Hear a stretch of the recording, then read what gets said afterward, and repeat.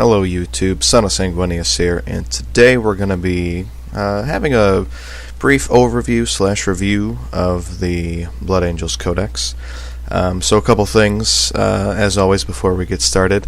Right now I'm experimenting with a couple of different audio settings, so let me know how it is on your end.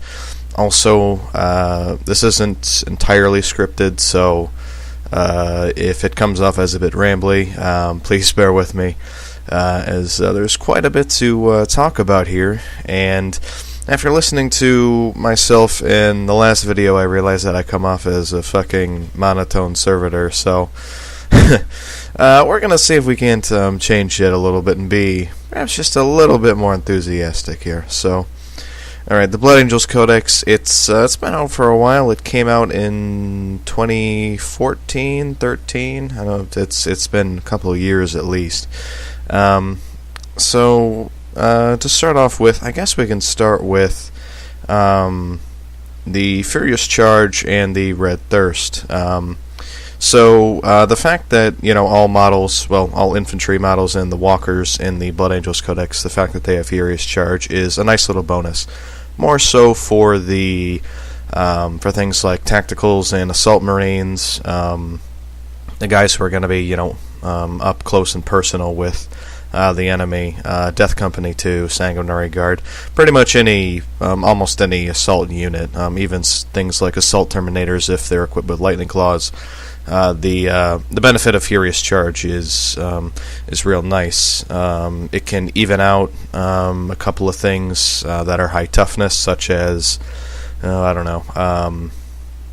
anything with the mark on Nurgle. So if you have against things like Plague Marines and so on and so forth, it can help even the odds, at least in the first round of combat. And then the Red Thirst is particularly nice, especially since most times you're going to be going up against Space Marines, and getting caught in in sort of a mosh pit, Marine on Marine, can be quite tedious, time-consuming, and there's going to be casualties on both sides normally. So the fact that you're hitting first is quite a benefit. I wouldn't snuff at the Red Thirst. I like it quite a lot. True against a lot of Xeno armies, Orcs and Tau. It doesn't really come into play all that much. I'm not familiar with Orcs or Tau enough to know if they have anything that's Initiative 4 or higher. If you know anything, please feel free to let me know in the comments below. But I do enjoy the Red Thirst quite a bit. I think it can even out the playing field against Marines and Chaos and even things like Eldar or Dark Eldar in some circumstances, although it's perhaps not a game changer, but I have, in my time playing with it, I have noticed that Marine on Marine matches can swing in your favor if you do manage to get the charge off, because these two bonuses combined can even turn your tactical Marines into quite the formidable foe in close combat. Of course, the Red Thirst is only given to you by the unique detachment, and that is the Ball Strike Force. So it's 1 HQ, 2 troops, and 1 mandatory elite. Not too much to say about this one. You get to re-roll your Warlord trait, and you get the Red Thirst, and you have an extra mandatory, not HQ, but elite slot as well. So it's nice. I guess you get a free, well, not a free, a compulsory elite slot that lets you take more of the something else from the elite section, so that's nice. So moving on, there's a couple of things to mention here. I guess starting off with the HQ section, boy oh boy is it bloated. There's something like, gosh, there must be at least 10 HQs, and we can only take 2 per detachment maximum. So we got 2, 4, 6, 8, 10, 11, 12 HQ slots, or HQ selections. Boy oh boy, you can really be scratching your brain here trying to pick the proper HQ for your list. Honestly, it's a little bit ridiculous, especially since you have things like the Sanguinary Priest in here, that is by far the weakest HQ selection. And when I say weakest, I don't mean as far as uses or usability, because the Sanguinary Priest is actually quite nice. He buffs the units quite nice, but what I'm talking about is just pure survivability factor. He has 3-up armor with the 5-up Feel No Pain, and that's about it. So any AP3, any instant death is going to be bad news bears for him, and only 2 wounds as well. So that's another thing to consider. So the HQ section is bloated, although there are a couple of good choices, a lot of which we will go over in future videos. So moving on from there, we can touch a little bit on the tactical squads. Obviously they have Furious Charge, but they can take Heavy Flamers, which is very nice. It's a neat little twist that the Blood Angels have that makes them very unique, and I guess it's going back to part of the fluff for a second. Blood Angels tactical squads are usually made up of semi-veterans of the chapter, as after they go through scouts and scout and bikes, usually they're put into either assault squads or I think Devastator squads as well. And so tactical Marines, at least as far as the Blood Angels are concerned, are more or less semi-veterans of the chapter. And I mention that because the only other the only 2 other units that can take the Heavy Flamer, although I might be wrong on this one, are the Stern Guard veterans and the Terminators, of course. So it's just a neat little thing there. I encourage you to get in there nice and close with the enemy. Fluffy, thematic, and it's a neat little thing. Moving on to a couple of things that are not so great, though. Terminator squads and Vanguard veterans, still not updated, even through the errata and FAQs, even through Angel's Blade. Still not updated. Our Terminator squads are still 200 points. They're not 175 like they are in the new Space Marine Codex. That is a little bit annoying and disappointing, and it's not too great as far as Blood Angels are concerned. The fact that we're paying an extra 25 points may not sound so bad, but what we're going to talk about later on when we look at things like the Archangel's Demi Company and Angel's Blade, that's really going to start costing us in the long run. And then Vanguard veterans too, especially. Thematically, I really like the idea of having these, dedicated assault veterans of the chapter, coming in, they've mastered the Red Thirst and all that. But it's a real shame that they still have to pay 15 points per power weapon in order to give them any power weapons. It's 15 points still, not 5 points like the new Space Marine Codex. I'm not really sure why this is the case. Fluff-wise, it doesn't really make any sense, considering that the Blood Angels are, artisans of war, and the fact that, they basically, their entire honor guard is equipped with fucking artificer armor. So I don't really believe I don't really believe that they would, not have enough, power weapons on hand. I know that their chapter is dwindling, but they're dwindling in numbers, not necessarily in war gear. As it would be, and it's even doubly a shame because Vanguard veterans, frankly, have to compete with Sanguinary Guard and Death Company, and the only real thing that Vanguard veterans sort of went out at, especially when compared to Death Company, considering they're basically the premier assault unit of a Blood Angels army, is they can take Storm Shields, Lightning Claws, and Grav Pistols. And that's about the only thing that they can take that Death Company can't take. Now, you can build them up to be kind of survivable, especially if you pair them with a priest, but the fact that you're paying 15 points per power weapon is a little bit ludicrous, frankly, and it really hampers their usability. And so I wouldn't say that anyone is stupid for taking them, especially if you take them in the Archangel's Demi Company that we'll get to in a future video. But it is a shame that Vanguard veterans have been sort of held back again for no particular reason. That being said, we can move on to probably two of my favorite units personally, Death Company and Sanguinary Guard. Death Company, what is there to say? Probably one of the best assault units in the game, if not the best. Furious Charge, Fearless, Feel No Pain, Rage, and Relentless. 2 attacks base, an absolute boatload of attacks. Kit them out with power weapons and Inferno or plasma pistols as you see fit. They hit hard and they hit fast. Death Company are, as I've said before, the premier assault unit of a Blood Angels army. So moving on from them, we have the Sanguinary Guard. Honestly, there seems to be a little bit of mixed opinion about the Sanguinary Guard. Yes, they are expensive, but for what they come with, they are incredibly good at doing their job.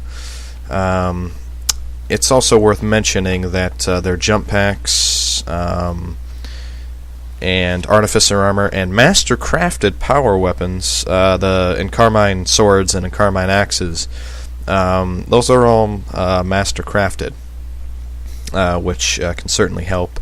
They are fearless, and they do a Furious Charge, 2 attacks base. They're pretty solid. Honestly, I wouldn't give them too many upgrades. Maybe the Chapter Banner and like an Inferno Pistol would probably be about the only thing that I would give them, if any. Because frankly, even just stock, I really don't see what else you would really give these guys. The Encarmine Swords can hit at, assuming you charge, can hit at Initiative 5.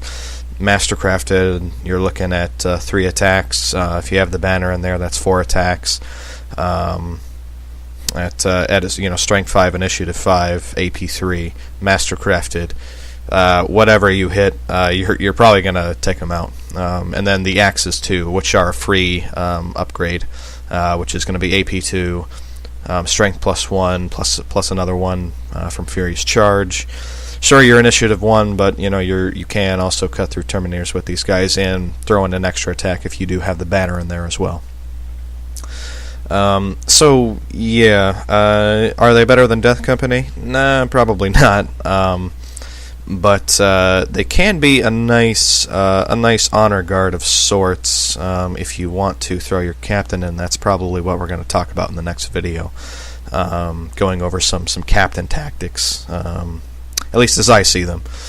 So yeah, Sanguinary Guard are good. A little bit expensive, but if you play them right, you can definitely get your money's worth. One thing I will say though is they don't have an invulnerable save, so watch out for AP2 stuff that's doubtless going to come flying their way.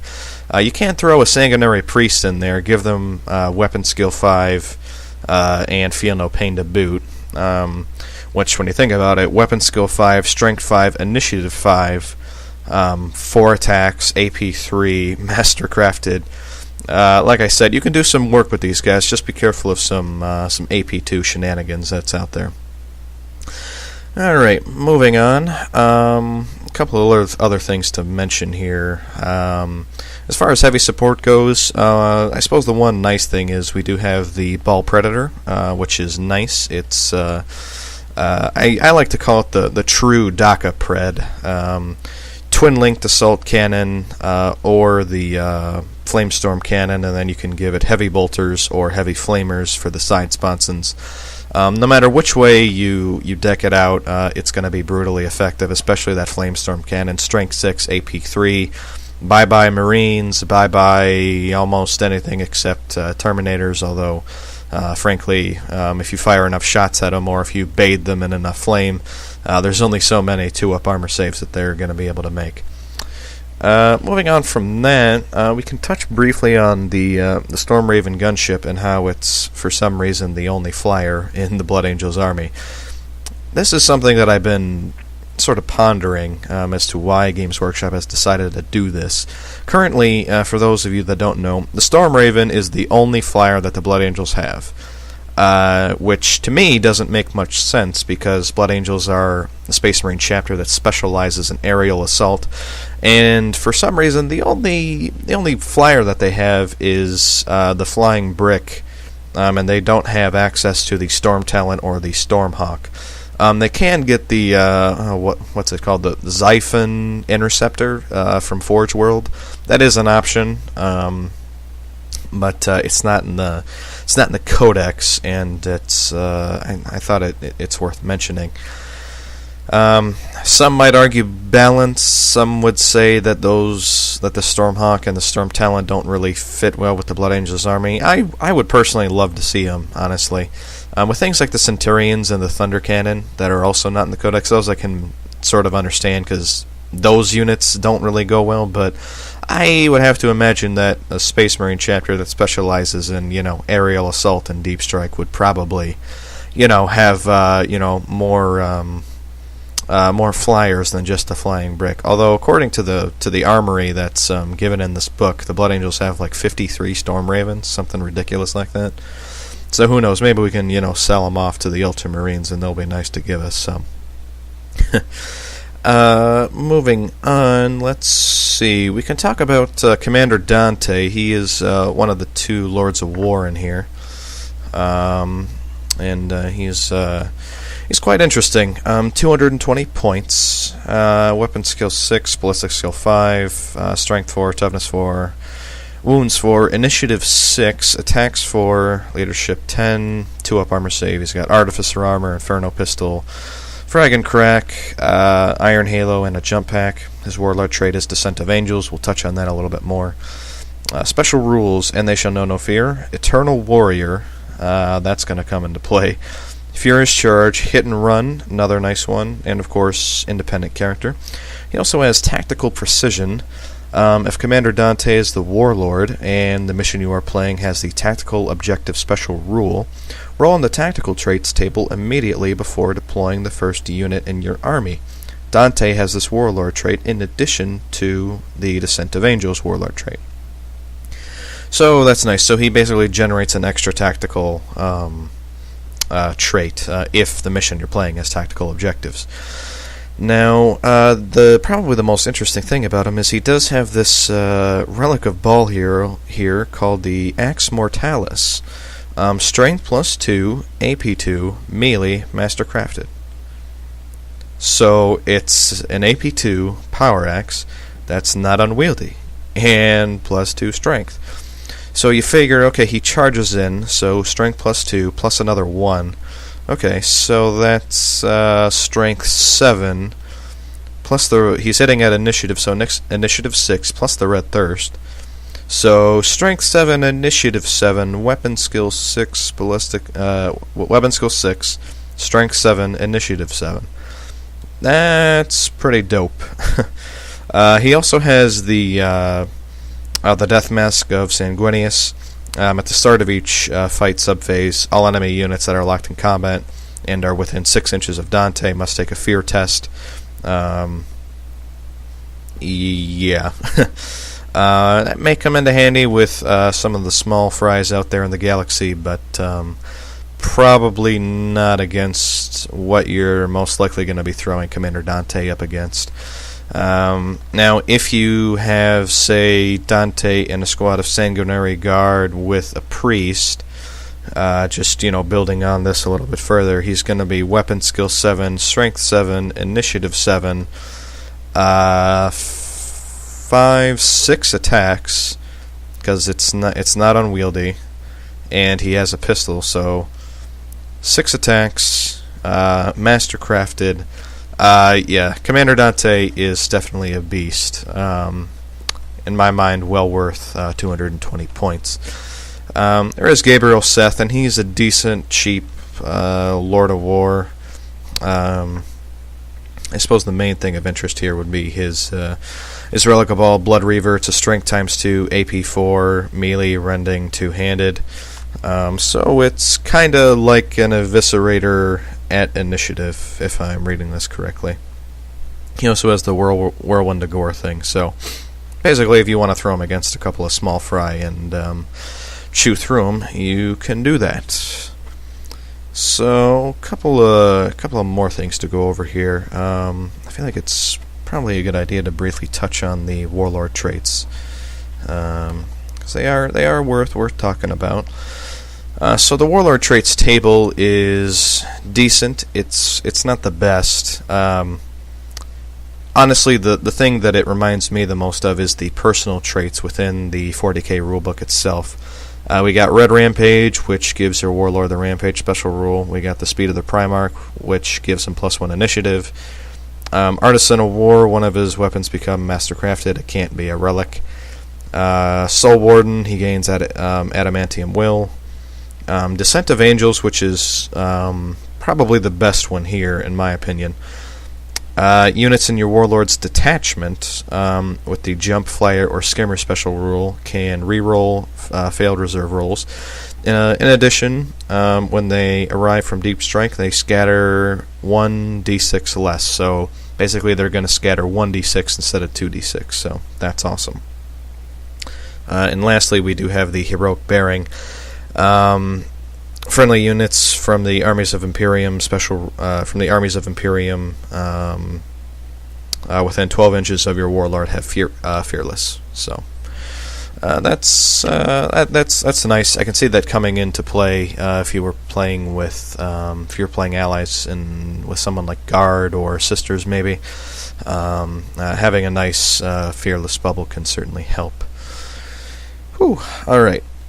Almost done here. But we can also talk about the relics too. Kind of like the Warlord traits, they're okay. There's a couple of decent ones in here. I probably won't touch on them all. I'll just go over a couple. First up, we got the Angel's Wing. A model with the Angel's Ring gains the Jump unit type as described in Warhammer 40,000. They can re-roll the scatter die to determine their final position when arriving from Deep Strike. Also, they may re-roll any rolls on the Deep Strike mishap table. Furthermore, any models that target this unit as a result of the Interceptor special rule can only make snapshots when doing so. So, basically, the Angel's Wing is a jump pack that gives you a more reliable Deep Strike, essentially. We also have the Veritas Vitae. It doesn't replace any of a model's equipment or weapons or anything like that. It's basically just a scroll. And a model with it can generate an additional Warlord trait from the Strategic Traits table. And I believe it's for 15 points. So, honestly, I find myself gravitating toward that one a lot, especially when you look at the Strategic Warlord traits. A lot of good stuff in there, honestly. I think it's 1 and 6 that don't really benefit a Blood Angels army too much, but 2 through 5 I think are definitely good ones. I think the last one we can mention here is Valor's Edge, which is Strength User, AP2, melee. So it's basically an AP2 power sword. I could see it. I forgot how much it costs in terms of points. Let me double check on that really quick. Oops. Fumbling my book here. Alright. Alright. Relics of Ball. Okay. The Angel's Wing, the first one I mentioned, was 25 points. Valor's Edge is 20 points. And the Veritas Vitae is 15 points. So that's pretty good. There's also the Fury of Ball, which is a Strength 7 AP2 12-inch range pistol mastercrafted. Basically, it's a plasma pistol that doesn't get hot and is mastercrafted. So that's nice. Like I said before, the relics they're decent. I can see how you would use some of them. Not the greatest we've seen, and certainly not game-changing, but they can provide some nice buffs if you use them correctly. So lastly, we're going to go over the sanguinary discipline just briefly. I don't even think I'll go over each of the powers specifically, but suffice it to say, there's a good mix of abilities in here. You got some offensive with the quickening, Fear of the Darkness, and Blood Boil.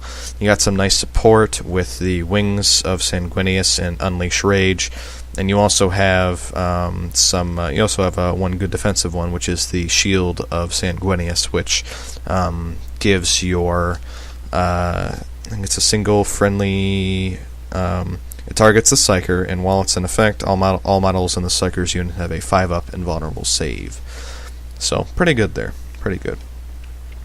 And lastly, we're going to talk about the tactical objectives. Not much to say here. They're fluffy, and you can do them. Most of them involve getting into combat, killing an enemy unit, or having your warlord die with the noble self-sacrifice as the Blood Angels HQ, whoever he, the warlord, I guess I should say. Whoever he is, he tries to imitate his Primarch a little bit better. So that's about it for this brief review of the Blood Angels Codex. I suppose there are a couple of things that I could mention.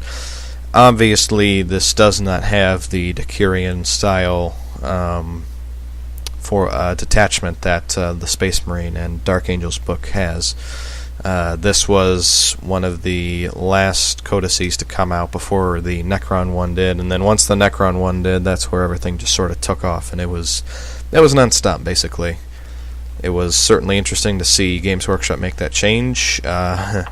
Just wish they didn't drag their feet and left Blood Angels behind so long, but regardless, I'm curious to hear your guys' opinion on the Blood Angels Codex. Feel free to like, comment, and subscribe, and I will see you guys in the next video.